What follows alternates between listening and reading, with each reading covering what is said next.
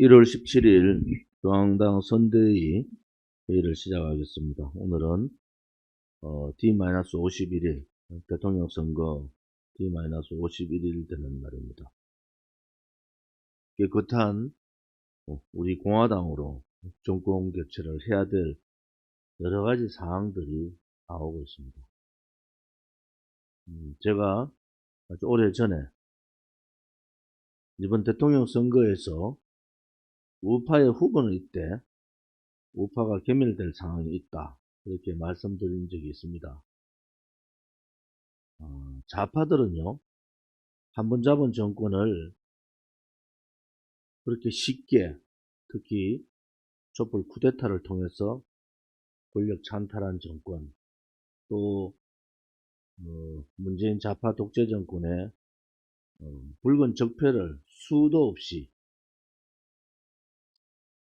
뿌리 박은 그런 정권 또 악법 악행 악습을 행한 이 정권이 쉽게 우파로 정권을 넘겨주지 않을 거다는 생각들은 다 갖고 계셨을 겁니다. 근데 작금에 벌어지고 있는 일들은 국민들이 생각할 때는 상상을 초월하는 일들이 벌어지고 있습니다. 대통령 선거를 언론 방송들이 지배하겠다. 여론을 언론 방송들이 형성을 해서 혹은 조작을 해서 대통령 선거에 영향을 미치고 그것이 탄핵 정국과 같이 기획적으로 업무를 통해서 정권 교체든 정권 연장이든 언론 방송의 과도한 선거 개입이 드러나고 있습니다. 우리 공화당이 당원수로나 책임 당원수로나 제3정당인데도 불구하고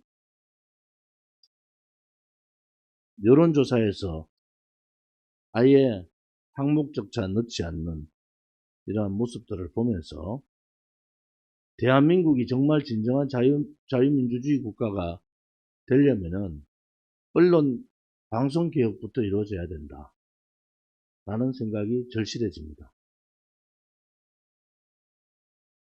윤석열 후보 부인 김건희 씨의 서울의 소리 기자와의 얘기들이 어제 MBC를 통해서 나왔습니다. 대통령 선거 자체를 황색 선거로 만드는 그러한 파렴치한 행위입니다. 언론이 이념적 편향된 언론이 대통령 선거를 지배하겠다는 아주 잘못된 사고에 의한 그러한 언론 업무다. 저는 그렇게 봅니다. 국민들이 후보의 도덕성과 후보의 정체성과 또 후보의 공약을 가지고 평가를 해야 됨에도 불구하고 언론의 잣대에 의해서 거대 양당 기준으로 후보를 보도하고 국민의 선택권을 몰고 가는 것은 자유민주주의 국가에서는 있을 수 없는 잘못된 불공정의 사례다 이래 봅니다. 우리 공화당은 오늘 법률자문단 회의를 통해서 한상수 법률자문단장님을 중심으로 6분의 변호사와 법률자문단 회의를 하겠습니다. 언론 방송에 대한 불공정, 편파, 왜곡 선거에 대한 대책을 세우고 대한민국 선거를 황색 선거로 만들고 있는 일부 언론 방송에 대한 경고도 하려고 합니다. 국민들께서 현명하셔야 됩니다. 불과 5년 전 2016년 그 겨울부터 불법 거짓 탄핵에 여러분들은 속았지 않습니까? 똑같은 형태로 언론 방송들이 그 불법 탄핵 그 당시에 80가지의 거짓말을 80명의 패널들이 근거 없는 자료를 가지고 대통령을 불법 거짓 탄핵시켰듯이 지금도 좌우로 갈라진 언론 방송이 자기들이 특정하는 후보를 당선시키기 위한 그러한 불공정, 불평등 선거에 대해서 개탄을 금할 수가 없습니다. 이러한 사태가 개선되지 않고는 선거를 치러서 무슨 의미가 있느냐는 그러한 목소들이 나오기 시작합니다.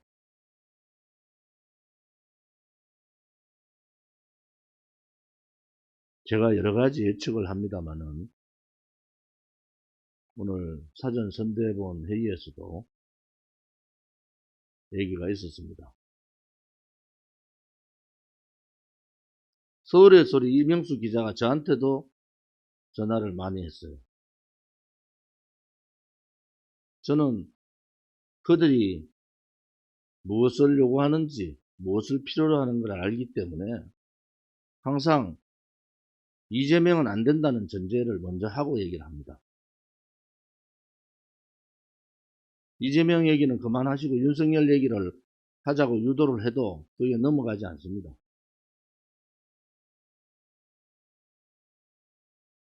일개 방송사가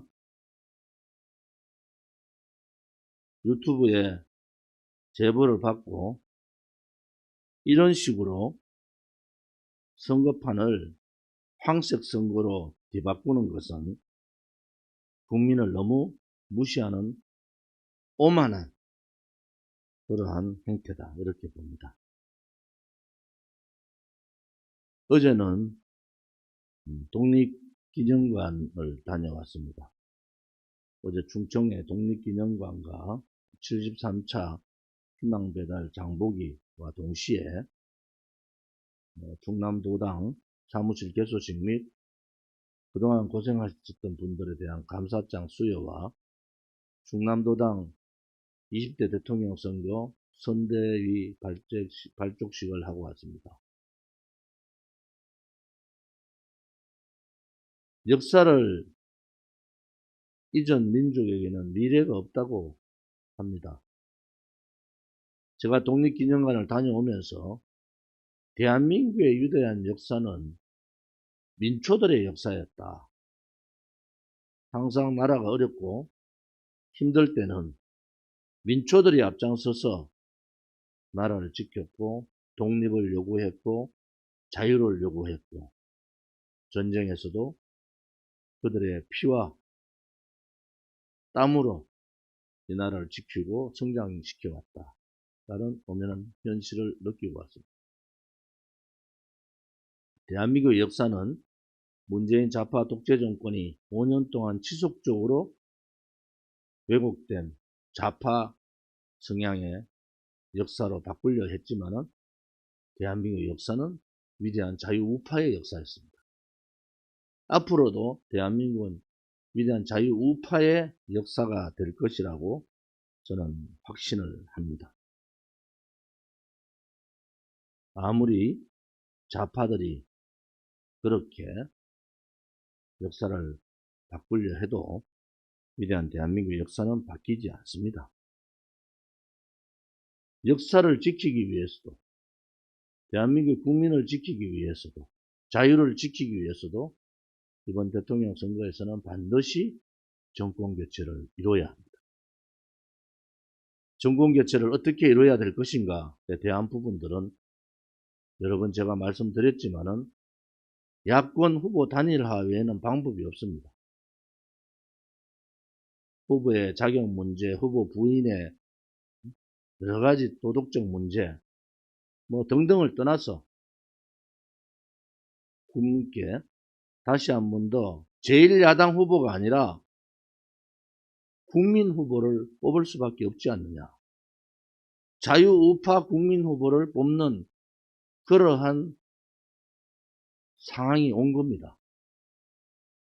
자유우파 국민 후보가 뽑으면은 정권 교체를 1, 2% 차이로 이길 수 있지만은 그렇지 않으면은 정권 교체는 힘듭니다. 이제 국민의힘을 지지하던 윤석열 후보를 지지하던 자유우파 국민이든 안철수 후보를 지지하던 자유우파 국민이든 우리 공화당을 지지하던 자유우파 국민이든 이제 정권교체라는 국민의 명령을 받아야 됩니다. 윤석열로는 안철수로는 정권교체가 힘들다는 것이 명백해졌지 않습니까?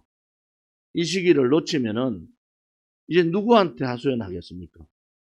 국민들이 이제는 정권교체를 위한 자유우파 국민 후보를 뽑아야 된다고 목소리를 내셔야 됩니다.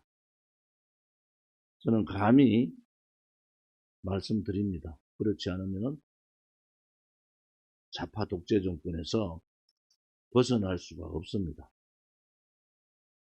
그들이 가고자 하는 길은 수단과 방법을 가리지 않고 정권 연장에만 매몰되어 있습니다. 돈을 쓸 수 있는 것은 돈을 다 쓸 겁니다. 또 국민을 속일 수 있는 부분은 국민을 다 속일 겁니다. 도덕성의 문제뿐만 아니라 대장동 권력 게이트의